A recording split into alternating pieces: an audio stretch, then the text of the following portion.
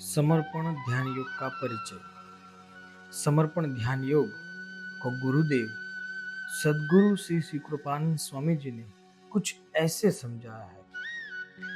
आज विश्व में जितनी भी ध्यान की पद्धतियां हैं, उन पद्धतियों में या तो सांस पर चित्त रखकर ध्यान किया जाता है, या दिए की ज्योत पर चित्त रखकर ध्यान किया जाता है, या भस्त्रिका प्राणायाम करके ध्यान किया जाता है। समर्पण ध्यान योग कोई भी उपरोक्त पद्धति नहीं है।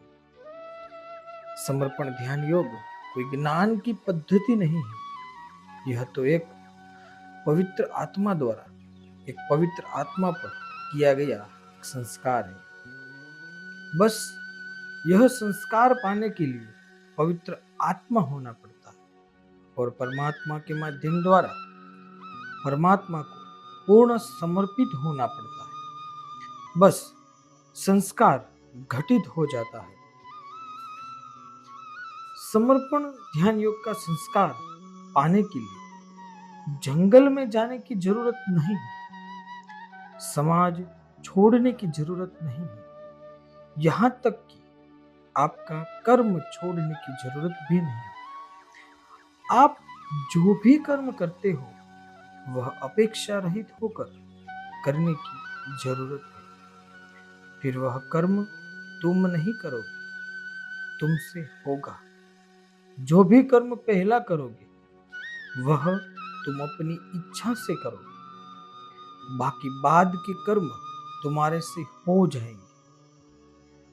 जो अच्छा कर्म करोगे तो अच्छी शक्तियां तुम्हारे पीछे हो जाएगी, बुरा कर्म करोगे तो बुरी शक्तियां तुम्हारे पीछे हो जाएगी। यह मेरे मुस्लिम गुरु कहा करते थे।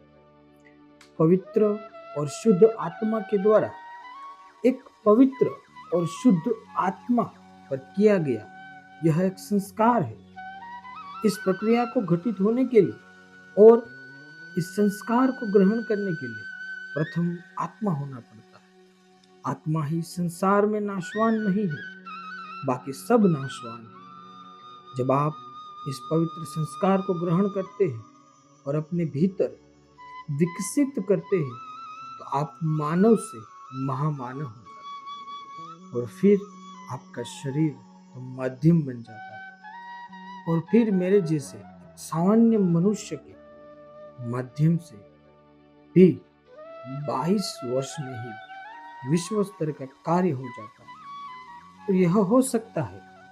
इसका उदाहरण मुझे हिमालय से समाज में भेजकर हिमालय के गुरुओं ने दिया है। यह केवल समर्पण संस्कार से ही संभव हो सका। यह संस्कार विश्व का कोई भी मनुष्य ग्रहण कर सकता है। जो भी ग्रहण करना चाहे, परमात्मा के दरवाजे सभी के लिए खुले हैं। समान भाव और निःशुल्क यह परमात्मा की विशेषता है। सदगुरु श्री शिव कृपानंद स्वामी सदगुरु के दर्शन सभी पुण्य आत्माओं का मेरा नमस्कार।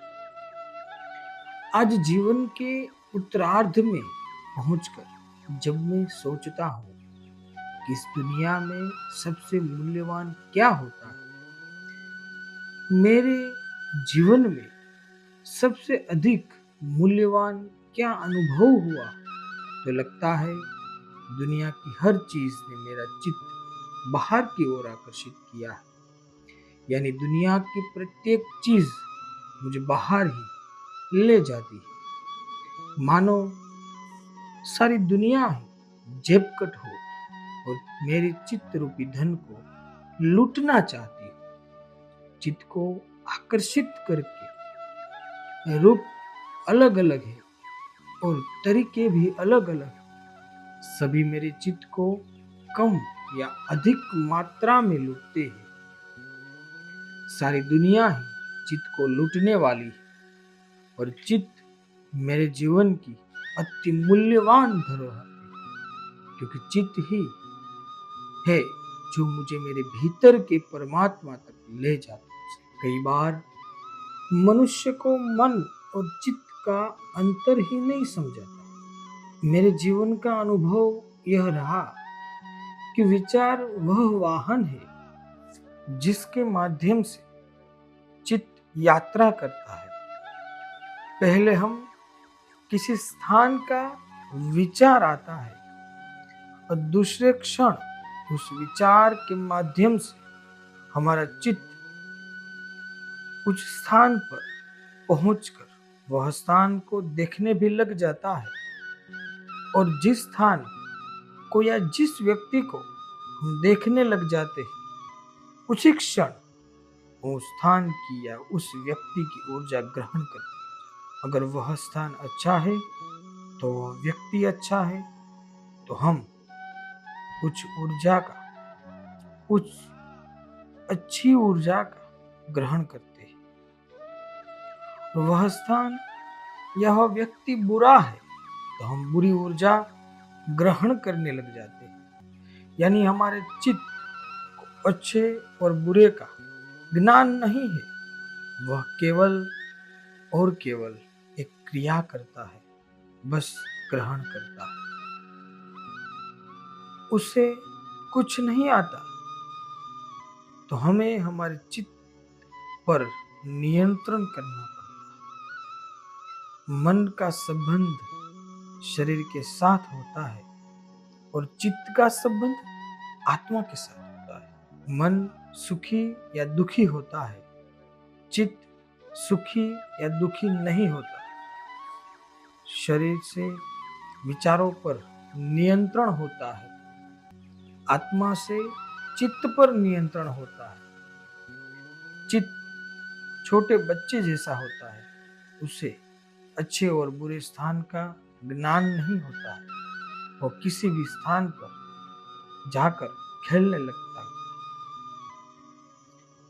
अब अगर चित्त पर नियंत्रण रखना है तो प्रथम मुझे मेरे विचार पर नियंत्रण करना पड़ेगा, और विचारों का संबंध मेरे शरीर के साथ था तो मुझे मेरे शरीर पर भी नियंत्रण करना पड़ा।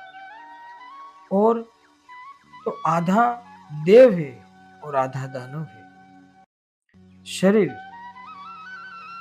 देवों की सामूहिकता में रहता तो देवत्व का गुण मुझ में विकसित होता। दानव की संगत में रहता है तो दानव का गुण विकसित होता है। यानी शरीर पर भी शरीर का नियंत्रण नहीं होता। यानी चित्त और शरीर दोनों में यह समानता है,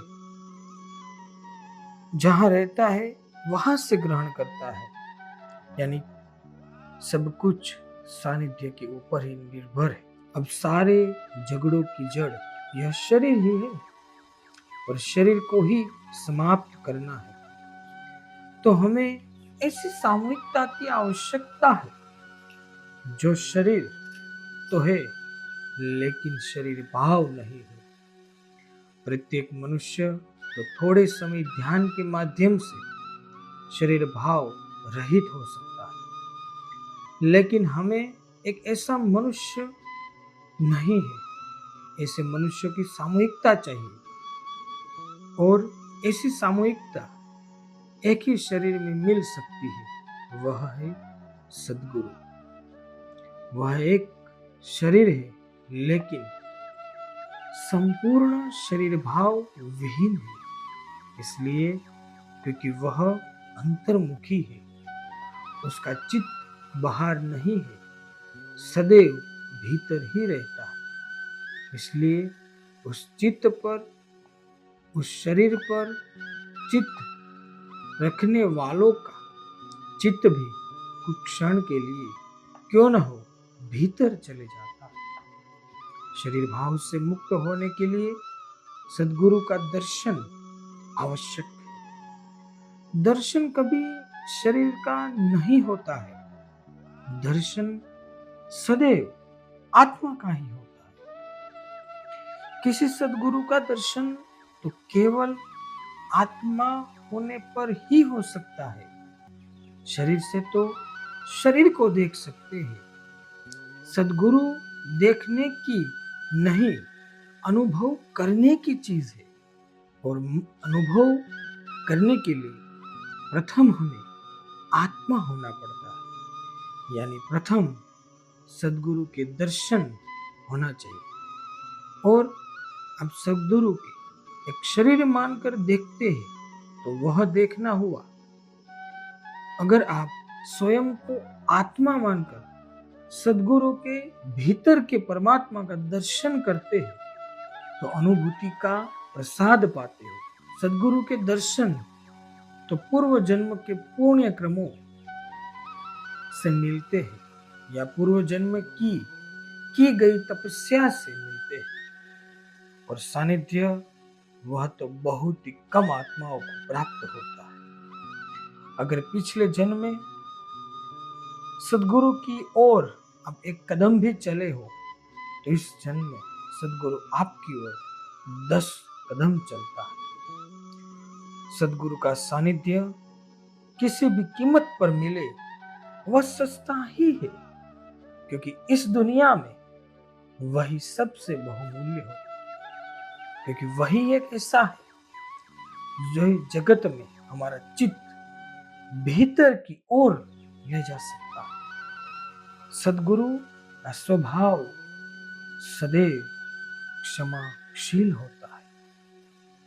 वह प्रत्येक आत्मा को क्षमा करता है। आपके द्वारा किए गए सभी अपराधों को क्षमा करता है। आपके द्वारा किए गए पूर्व जन्म के पुण्य कर्मों को देखकर या पूर्व जन्म में की गई तपस्या को देखकर सदगुरु इस जन्म में आपका चुनाव किसी विशेष कार्य के लिए करता है। वह तो केवल आपके पुराने रिकॉर्ड को देखकर आपकी कार्य की जिम्मेदारी सौंपता है या कोई पद देता है। वह आपके शरीर की योग्यता नहीं देखता। कई बार सामान्य से मनुष्य को भी बड़ी जवाबदारी सौंप देता है। वह में व्यवहार में आश्चर्य होता है कि इतने सामान्य मनुष्य को इतनी बड़ी जवाबदारी कैसे सौंपी। वह सामान्य मनुष्य भी वह कार्य सर्वश्रेष्ठ तरीके से पूर्ण करता है। एक बार सदगुरु के निर्णय भी गलत होते हैं, क्योंकि मनुष्य सदगुरु के द्वारा प्राप्त अवसर का लाभ नहीं ले पाता, क्योंकि पूर्व जन्म के पुण्य कर्मों के कारण गुरु कार्य मिलता है और इस जन्म के कर्मों द्वारा कारण वह उसे पूरा नहीं कर पाता। यानी देव देता है और कर्म लेता है वाली स्थिति। इसलिए सदगुरु के लिए कोई भी गुरु कार्य करो, सर्वश्रेष्ठ करो। चाहे झाड़ू भी लगाओ तो सर्वश्रेष्ठ लगाओ। आप क्या कर्म कर रहे हैं उससे कोई महत्व नहीं। गुरु कार्य करके आपका अहंकार कम कर रहे हैं। गुरु कार्य तो केवल शरीर का भाव कम करने का माध्यम मात्र है। आपको इस जीवन में गुरु दर्शन का अवसर कितनी भी बार मिला या कितने समय मिला उससे महत्व नहीं है। महत्व है अपने आप का, उसका क्या उपयोग किया है। सामान्यतः साधक भौतिक जगत में इतने लिप्त रहते हैं और वे अपने जीवन की समस्याएं दूर करने की प्रार्थना करते हैं। सदगुरु के दर्शन का सही उपयोग यह है कि उसके सानिध्य में जितना अंतर्मुखी हो सकते हो होना चाहिए और आप अपनी आत्मा तक पहुंचने का प्रयास करना चाहिए। और जब आप अंतर्मुखी होकर आत्मा तक पहुंच जाओगे तब आपको सदगुरु में छिपा परमात्मा का अनुभव होगा, क्योंकि सदगुरु शरीरधारी है पर शरीर भाव से विहीन है। उसमें से केवल और केवल ठंडे ठंडे चैतन्य के रूप में विश्व चैतन्य रूपी परमात्मा ही बहते रहता है। बस उसके लिए आपको अंतर्मुखी होना चाहिए। कई साधकों को अनुभव आया है कि आप भी अनुभव लेकर देखो, जब जब आपको सद्गुरु का दर्शन प्राप्त हुआ, आपके जीवन में सकारात्मक बदलाव आया है और आता ही है। लेकिन यह तब होता है जब आपका चित्त सद्गुरु के शरीर पर नहीं, भीतर से बहने वाले चैतन्य पर होता है। विश्व चैतन्य ही सकारात्मक शक्ति है। जब आप उस सद्गुरु के सानिध्य में ग्रहण करते हैं तो आपकी भीतर की स्थिति सुधर जाती है, तो बाहर की स्थिति भी सुधर जाती है। आप भी जीवन में जब कभी सद्गुरु दर्शन प्राप्त करो तब अंतर्मुखी हो। सद्गुरु का दर्शन ही जीवन में सकारात्मक बदलाव लाता है। वह किसी भी कीमत पर मिले, सस्ता ही होता है। आप सभी सद्गुरु का दर्शन प्राप्त हो, यही प्रभु से प्रार्थना। आप सबको खूब खूब आशीर्वाद। आपका अपना बाबा स्वामी।